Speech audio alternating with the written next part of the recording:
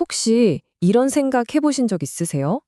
내가 지금 드리고 있는 이 공중기도가 정말 하나님께서 기쁘게 받으시는 기도일까? 아니면 혹시 함께 예배하는 사람들에게는 오히려 방해가 되고 있진 않을까 하고요. 오늘은요, 19세기 신학자 사무엘 밀러의 아주 날카로운 통찰을 빌려서 우리도 모르게 빠지기 쉬운 공중기도의 여러 문제점들을 하나씩 하나씩 짚어보려고 합니다. 오늘 이 여정에 우리의 길잡이가 되어줄 분이 바로 사무엘 밀러입니다. 그는 누구보다 목회자들을 아끼는 마음으로 또 교회의 예배가 그 본질을 잃지 않고 더욱 순결해지기를 바라는 마음으로 이 글을 썼다고 해요. 밀러는 우리에게 아주 근본적인, 어쩌면 좀 뼈아플 질문을 던집니다. 과연 우리의 공중기도는 회중의 예배를 돕고 있는가? 아니면 오히려 방해하고 있는가? 이 질문을 마음속에 딱 품고 지금부터 그의 분석을 한번 따라가 보겠습니다. 자, 그래서 오늘은요, 밀러의 총차를 따라서 크게 세 덩어리로 나누어서 살펴볼 거예요.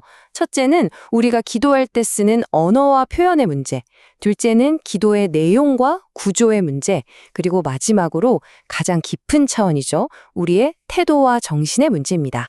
좋습니다. 그럼 첫 번째 주제부터 바로 들어가 볼까요? 바로 언어와 표현에 관한 문제입니다.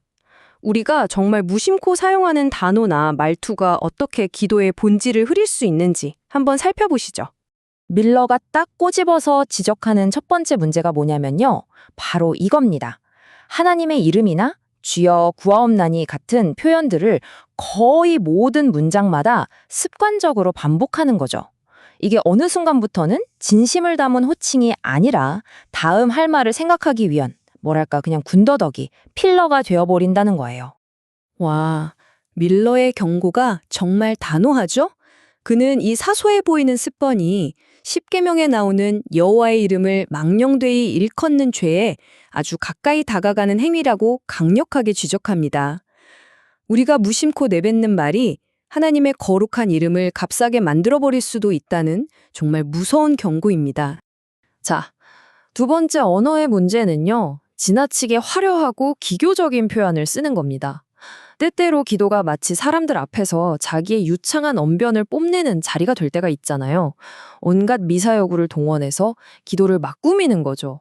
밀러는 이런 것이야말로 기도와는 전혀 어울리지 않는다고 말합니다. 바로 이게 핵심입니다. 진심에서 우러나오는 기도는요, 결코 화려한 포장이 필요 없다는 거예요. 오히려 아주 단순하다는 거죠. 정말 마음이 절박할 때 꾸며서 말하는 사람이 어디 있겠어요. 밀러의 통찰이 돋보이는 부분입니다. 자, 언어 문제를 살펴봤으니까 이번에는 기도의 뼈대, 그러니까 내용과 구조 쪽으로 한번 넘어가 볼게요. 우리가 과연 무엇을 기도하고 또 그 기도를 어떻게 구성하고 있는지에 대한 이야기입니다. 이런 기도 들어보셨을 거예요. 막 찬양했다가 갑자기 회개했다가 또 간구했다가 중보기도로 넘어갔다가 다시 찬양하고 기도의 요소들이 아무런 질서 없이 뒤죽박죽 섞여 있는 경우죠. 이렇게 혼란스러운 기도는요, 듣는 회중들이 도저히 기도의 흐름을 따라가며 마음을 모으기가 어렵게 만듭니다. 아, 이건 진짜 많은 분들이 맞아 하실 것 같은데요. 바로 너무 긴 기도입니다. 기도가 너무 길어지면요, 사람들의 경건한 마음에 불을 붙이기는커녕 오히려 지치게 만들고 집중력을 완전히 흩어버리는 결과를 낳을 수 있다는 거죠. 밀러가 아주 인상적인 일화를 하나 소개하는데요. 한 성도가 목사님께 이런 말을 했대요. 어떠세요? 정말 인상적이지 않나요? 긴 기도의 부작용을 이보다 더 생생하게 보여줄 수는 없을 겁니다. 기도를 통해 은혜의 정점에 올랐다가 기도가 끝나지 않아서 그 은혜가 다 식어버리는 경험, 혹시 여러분은 없으신가요? 이건 또 다른 문제인데요. 기도가 하나님께 아뢰는 간구가 아니라 회중을 가르치려는 신학강이나 설교처럼 변질되는 경우입니다. 이건 기도의 대상이 하나님이 아니라 사람이라고 착각하는 데서 비롯되는 아주 심각한 오류입니다. 보세요. 아주 명확합니다. 기도의 방향은 하나님을 향해 있어요. 겸손하게 아뢰고 경배하는 거죠. 반면에 설교는 사람을 향해 있습니다. 가르치고 설명하는 거죠. 이 둘의 목적과 대상은 완전히 다르기 때문에 절대 혼동해서는 안 됩니다. 자, 이제 좀 더 깊은 차원으로 들어가 볼 시간입니다. 기도의 말과 구조 너머에 있는 우리의 마음, 바로 태도와 정신의 문제입니다.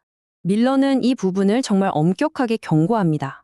공중기도는 모두가 하나님께 나아가는 거룩한 시간이잖아요. 그런데 이 시간을 이용해서 어떤 특정 정치적인 입장을 옹호하거나 개인적인 불만, 심지어 원한을 드러내는 기회로 삼는 것. 이건 교회를 분열시키는 아주 위험한 일이라는 겁니다. 보세요. 밀러가 쓰는 단어가 정말 강하죠. 어리석고 잔인하며 복음의 성공에 심각한 장애물이라고까지 말합니다. 그만큼 공적인 예배 자리에 이런 세속적인 다툼을 끌어들이는 것이 교회의 연합에 얼마나 치명적인지를 보여주는 대목입니다. 이게 참 미묘한 문제인데요.